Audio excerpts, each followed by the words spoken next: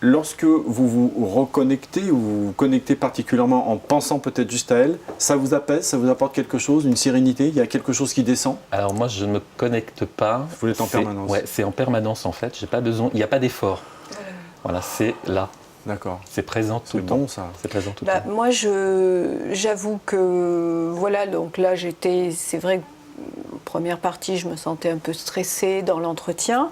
Et lorsque vous l'avez évoqué, immédiatement, moi, j'ai eu l'image de Mahananda. J'ai senti des frissons dans mon dos. Voilà. Quand je dis je suis connectée, ça se fait.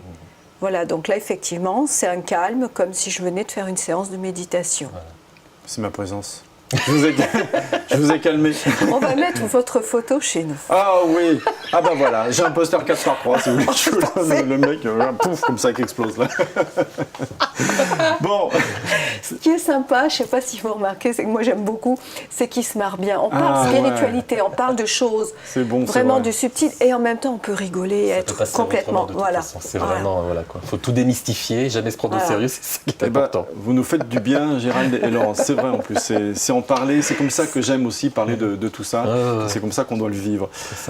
Gérald, Laurence, avant de recevoir Julien Perron pour parler de bonheur, on est déjà un peu dans le bonheur aussi. On parlera aussi avec Julien de toute façon des différents articles que j'ai sélectionnés. Je vais aller au tableau. Il y a 5 articles d'accrochés. Je vais vous demander d'en sélectionner un. Vous le commenterez. Et puis après, je demanderai à Julien Perron de venir nous rejoindre. D'accord? Alors, j'y vais. Alors, 5 articles. Laurence, Gérald, pendant que Laurence prend un bon fou rire. C'est bien, allez-y, continuez, c'est bien. Le râteau nu, notre espoir d'élixir de jouvence, c'est dans le parisien.fr. C'est un râteau qui vit quoi une trentaine d'années, ce qui fait 600 ans pour l'homme. Donc voilà, hein, les laboratoires sont en train de se dire ça pourrait être bon pour notre business. Ça. 30 millions d'amis.fr, pour être heureux, regardez des vidéos d'animaux. Vous avez sur sport24.fr, alors écoutez bien parce que ça, suivant justement les cultures, il y a des choses qui paraissent évidentes. Le Rwanda qui interdit officiellement la sorcellerie pendant les matchs de football. Parce que c'est comme l'arbitrage vidéo, ça influençait le résultat, mais c'est fabuleux. Hein. Sur Forbes.fr, la méditation qui faciliterait les négociations. Ça va vous intéresser. Et puis dans Libération, Le Monde après-demain, le film demain, de Mélanie Laurent et Cyril Dion, voilà, qui a reçu un César et qui est en train de devenir, avec Pierre Rabhi, un vrai phénomène de société. Laurence, qu'est-ce que vous choisissez? Eh bien, la méditation pour les négociations. Ouais, c'est pas mal ça. D'accord. Je le prends. Gérald? Le rataupe. Le râteau, parce qu'il faut rester éternellement jeune ou pas. Voilà, ok. Alors, je reviens vers vous. Gérald, Laurence, et vous allez nous expliquer, Laurence, pourquoi vous avez choisi méditer facilite la négociation, donc avec les gens qui doivent négocier des milliards, ben voilà, s'ils méditent, c'est mieux. Oui, parce que la méditation permet de se recentrer, de pouvoir prendre du recul, permet d'aller vraiment vers notre être profond. Dans une négociation où on doit essayer d'être le plus performant possible, c'est-à-dire lui prendre le maximum d'argent et que ce ne soit pas forcément le win-win.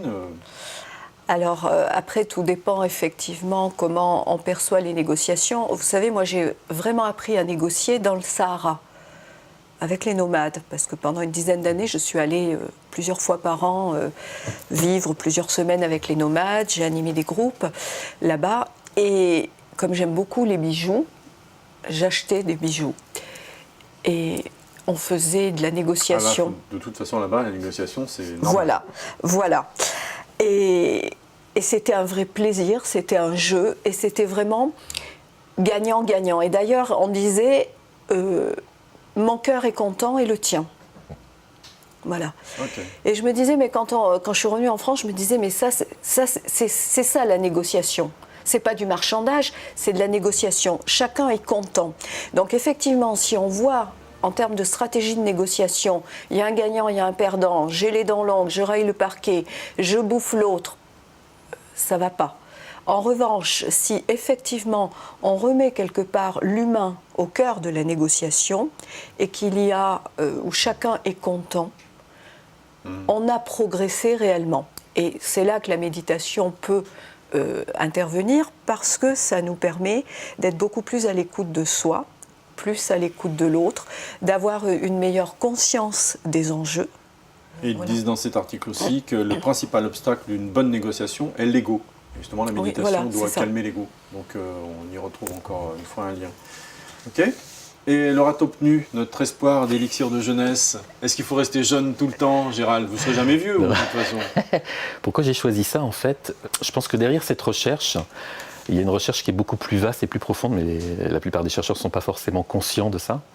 Mais ils recherchent surtout l'éternité, l'immortalité, mais c'est surtout l'éternité qu'on recherche. Donc on recherche en fait à réaliser sa nature profonde, sauf qu'on ne le sait pas. Voilà. Et donc on passe à travers tout un tas de choses qui se décalent du vrai sujet en fait.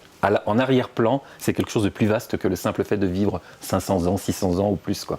Voilà, il y a certainement quelque chose de beaucoup plus profond derrière. La conscience sait ce qu'elle a à faire, quoi. Pas seulement l'éternelle jeunesse, mais l'éternité, parce que la mort approche. Revivre l'éternité, voilà, tout à fait. Revivre l'éternité, voilà, qui est déjà là d'ailleurs, puisque c'est déjà notre nature. Oui.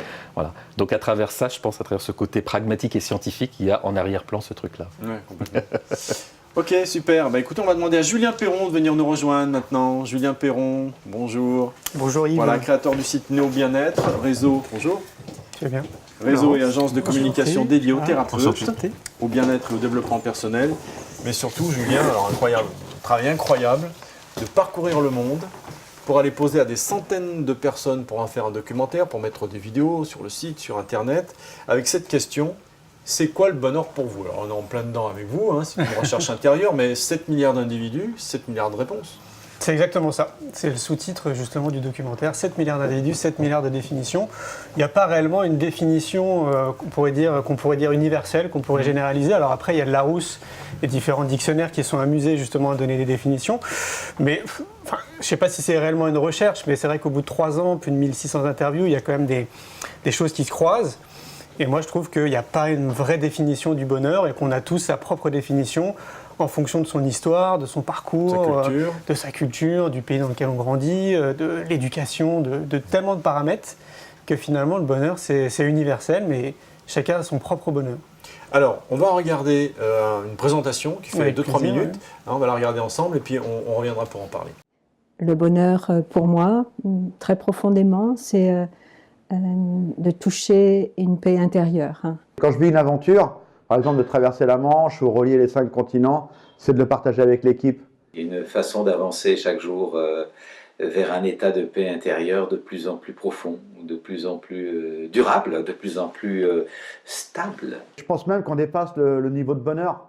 On est un cran au-dessus. Parce que je dirais que c'est à la fois du bonheur, mais en même temps de la plénitude. On est bien. On est juste bien, quoi. Voilà, donc une présentation de votre film, Julien. Est-ce qu'il y a est-ce que vous avez réussi à faire une petite synthèse et avoir des points communs entre toutes ces personnes pour essayer de ne pas trouver une définition, mais de trouver quelques points communs du bonheur? Il y a des choses qui reviennent, évidemment. Il y en a qui parlent beaucoup de famille, de l'amitié. Étrangement, il y en a peu qui parlent d'argent, très peu, qui disent que voilà, en étant milliardaire, en gagnant au loto, bah, ça y est, je serai heureux et je toucherai le bonheur. Ça, il y en a eu très peu. Parce que je réponds à la question avant qu'on me la pose, parce qu'il y en a beaucoup qui m'ont posé cette question. Ouais.